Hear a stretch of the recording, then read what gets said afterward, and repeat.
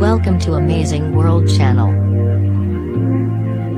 St. Louis, Republican Missouri Attorney General Josh Hawley will have to walk a tightrope between warring factions of the Republican Party if he wants to unite the GOP and oust Democratic U.S. Senator Claire McCaskill from office in 2018.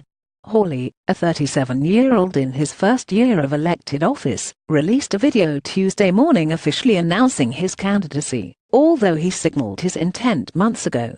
McCaskill is among 10 Senate Democrats running in states won by Trump and is considered one of the most vulnerable incumbents.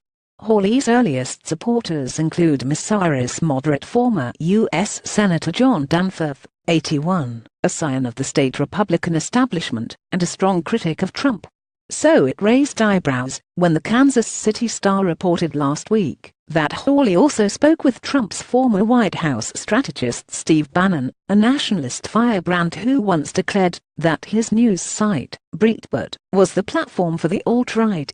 Bannon has vowed to destroy Senate Majority Leader Mitch McConnell by running insurgent candidates in Senate races across the country.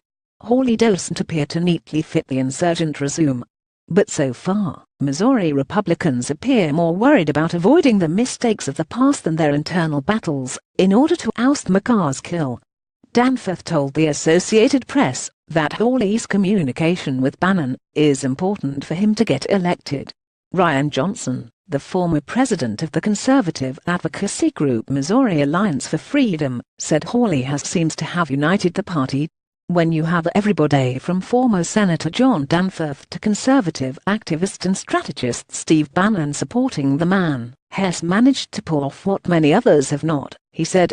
McCaskill, 64, is in her second term in the Senate, but Missouri voters have increasingly favored Republicans in recent years. Just one Jefferson City statewide office holder, Auditor Nicole Galloway, is a Democrat, and she was appointed to her seat. McCaskill has admitted to meddling in the 2012 GOP primary, and during her re-election bid succeeded in getting the challenger she considered the weakest, former U.S. Representative Todd Akin. After he won the Republican primary, Akin told a TV interviewer that women's bodies have ways of preventing pregnancy in cases of legitimate rape, a comment that drew a national backlash. Akin lost the election badly. They want desperately to avoid that sort of failure again, and Hawley certainly promises to be much more articulate and much less likely to step on landmines the way that Akin did, University of Missouri political scientist Peveril Squire said. Every faction of the Republican Party looks at Hawley and sees what they want to see. Hawley's best-known public stance was his work to prepare a case in which the U.S. Supreme Court ruled that the private company Hobby Lobby could cite religious objections to opt out of contraceptive coverage under President Barack Obama's health care law.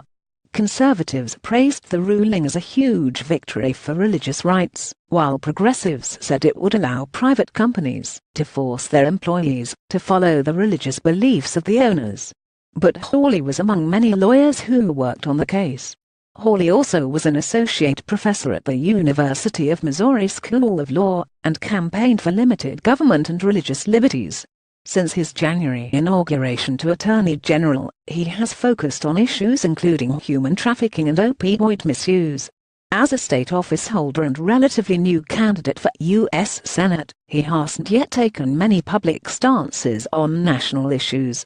Squire said he's still malleable and has an opportunity to brand himself as he tries to shore up the Republican base before the 2018 primary.